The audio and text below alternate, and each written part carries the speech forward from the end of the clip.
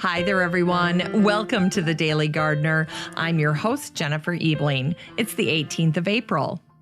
Do you have pet names for your plants? Amy, the amaryllis. Jerry, the geranium. Once I bought some dahlias at a private plant sale. Before I drove away, I rolled the window down to ask for the seller's name. It was Doris, and they've been my Doris dahlias ever since. So whether they're called Howard or Bertie, Harry or Liz, if you've named your plants, you're not alone. The gesture of honoring a loved one or the little laugh evoked from a cleverly named plant all add to the joy of gardening. And there's nothing wrong with that. Here's today's brevities. On this day in 1855, Paul de Longpré was born. Known as the King of Flowers, de Longpré painted exceptional portrayals of roses, which were his first love, and wildflowers, his second. If you look at his work, you'll sometimes find somewhere in his composition his signature accent, a bumblebee. After exhibitions of his work were shown on the East Coast, reviewers praised, "No one but a poet could paint as he does." And de Longpré has the rare gift of reading down to the heart of his loved flowers.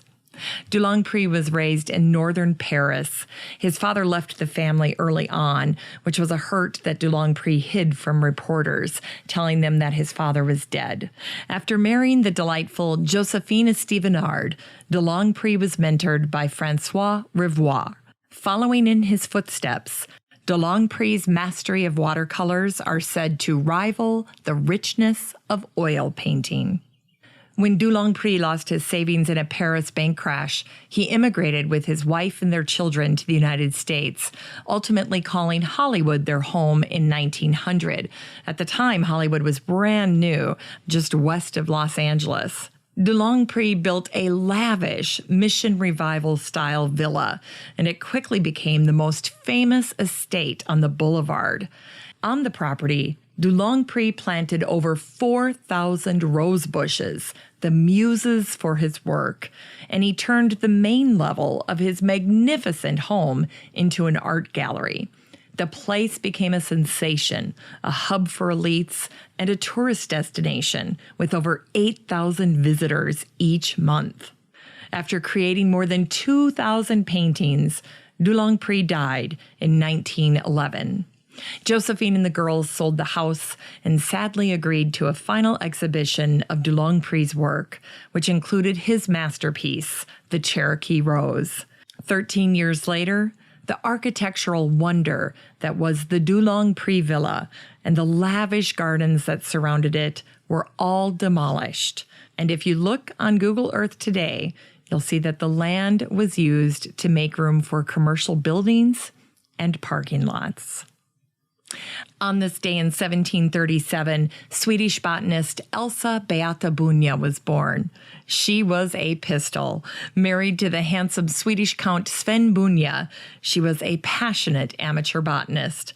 At her Beataberga mountain estate, she had many large greenhouses, and she wrote a book called About the Nature of Grapevines, which brought her notoriety and authority. She even corresponded with fellow Swede Carl Linnaeus, who was almost 30 years older than she was. Bunge drew attention because of her way of dressing.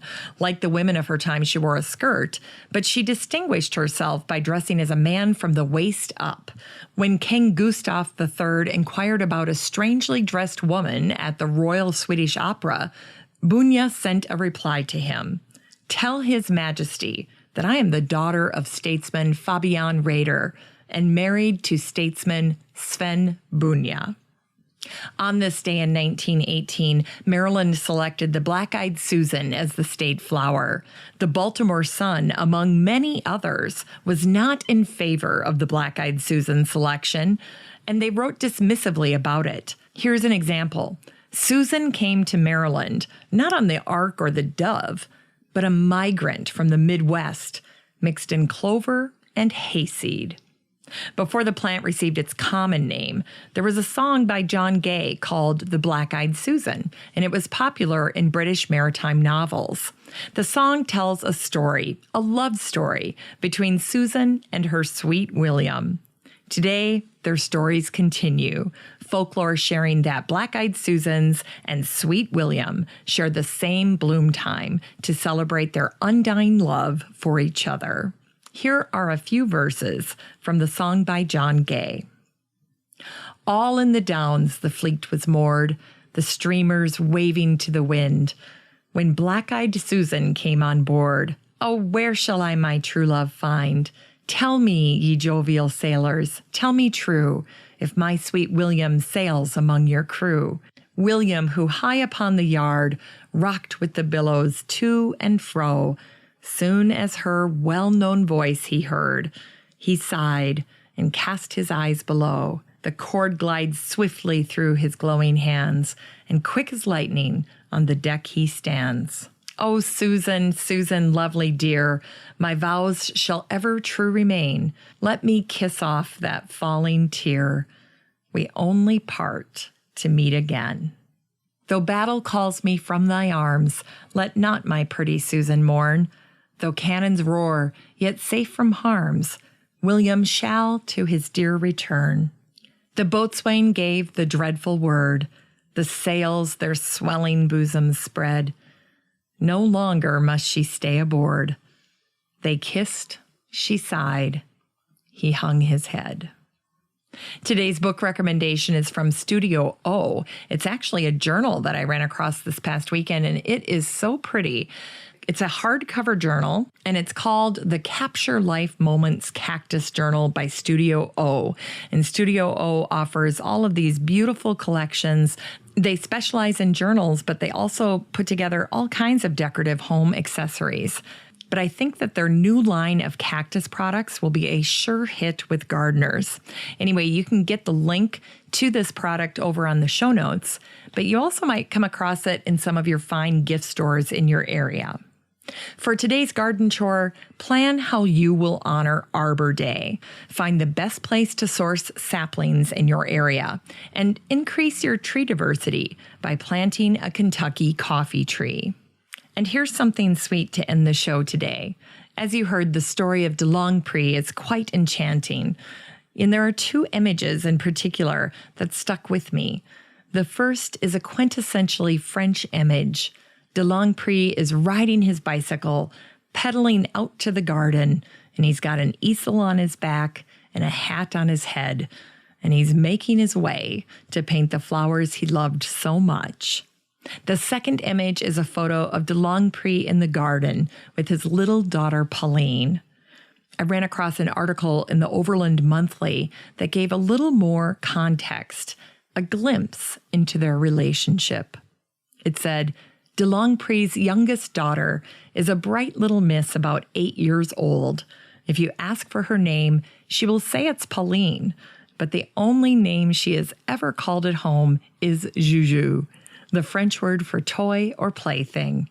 She is idolized by her famous father, and when he walks in the garden, she is always by his side. Thanks for listening to The Daily Gardener, and remember, for a happy, healthy life, garden every day. The Daily Gardener is produced weekdays in lovely Maple Grove, Minnesota. You can find complete show notes over at thedailygardener.org, and be sure to share the show with your garden friends. You can find The Daily Gardener on all your favorite social media, Instagram, Twitter, and Pinterest, and of course, Facebook. While you're over at Facebook, don't forget to join the Daily Gardener community. Just search for these 3 words, Daily Gardener Community. The group will pop right up, and then request to join. Finally, I want to thank my team at Podfly Productions, where my fabulous editor is Eric Begay. Have a great day in the garden, and we'll see you tomorrow.